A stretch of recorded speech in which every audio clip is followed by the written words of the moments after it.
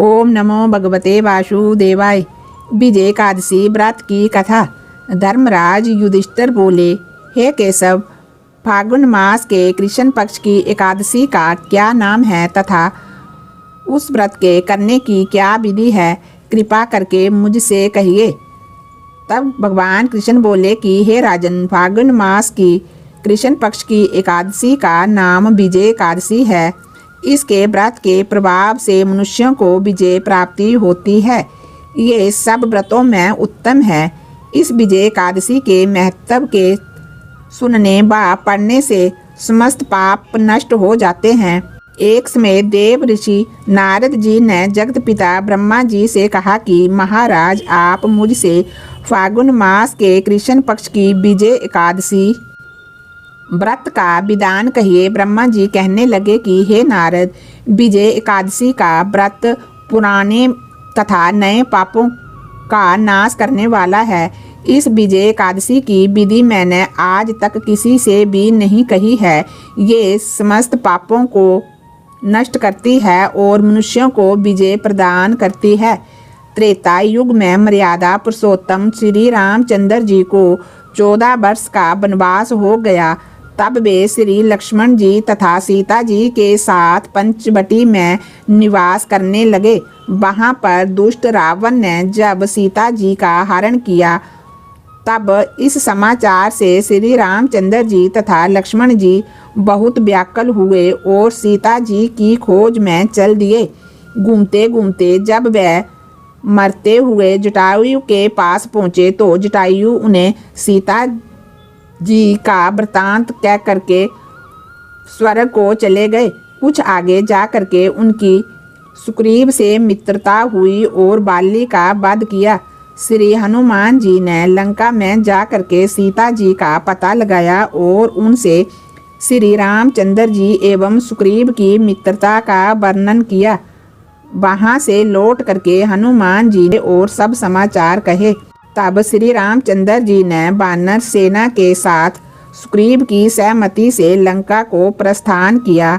जब श्री रामचंद्र जी समुद्र के किनारे पहुँचे, तब उन्होंने मगरमच्छ हाथी से युक्त अगाध समुद्र को देखकर लक्ष्मण जी से कहा कि इस समुद्र को हम किस प्रकार पार कर सकेंगे।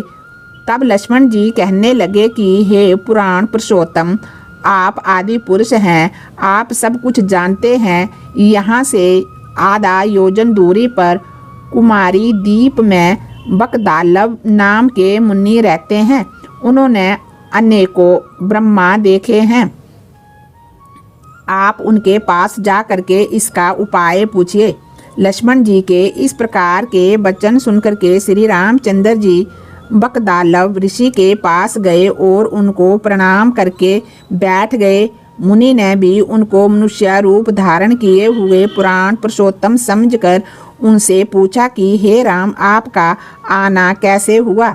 श्री रामचंद्र जी कहने लगे, हे ऋषि, मैं अपनी सेना के साथ यहाँ आया हूँ और राक्षसों को जीतने के लिए लंका जा रहा हूँ। आप कृपा करके समुद्र पार करने का कोई उपाय बताइए। मैं इसी कारण आपके पास आया हूँ। बकदालव ऋषि बोले, हे राम, फागुन मास के कृष्ण पक्ष की एकादशी का व्रत करने से निश्चय ही आपकी विजय होगी। साथ ही आप समुद्र भी आवश्यक पार कर लेंगे। इस व्रत की विधि ये है कि दशमी के दिन सोने, चांदी, तांबा या मिट्टी का एक घड़ा बनाए। उस घड़े को जल से भर करके उसमें पंच पल्लव रख करके वेदिका पर स्थापित करें। उस घड़े के नीचे अनाज रख करके और ऊपर में जौ रख दे। उस पर श्री नारायण भगवान की स्वर्ण की मूर्ति स्थापित करे। एकादशी के दिन स्नान आदि से निवृत्त हो करके धूप, दीप, नैवेद्य, नारियल आदि से भगवान जी का पूजन करे। उसके बाद घड़े के सामने बैठकर दिन व्यतीत करें और रात्रि को भी उसी प्रकार बैठे रह करके जागरण करें। द्वादशी के दिन नित्य नियम के निवृत्त हो करके उस घड़े को ब्राह्मण को दे देवे। हे राम, यदि तुम भी इस व्रत को सेनापतियों के साथ करोगे, तुम्हारी विजय आवश्यक ही होगी। श्री रामचंद्र जी ने ऋषि के कहने के अनुसार इस व्रत को किया और इसके प्रभाव से दैत्यों पर विजय पाई। अतः हे राजन, जो कोई मनुष्य विधि पूर्वक इस व्रत को करेगा, दोनों लोकों में उसकी आवश्यक ही विजय होगी। श्री ब्रह्मा जी ने नारद जी से ये कथा सुनाई थी। हे पुत्र, जो कोई इस व्रत के महत्व को पढ़ता है, सुनता है, उसको वाजपेयी यज्ञ का फल मिलता है। ओम नमो भगवते वासुदेवाय। एकादशी मैया की जय। विजय एकादशी की जय। जय जय श्री राधे राधे राधे।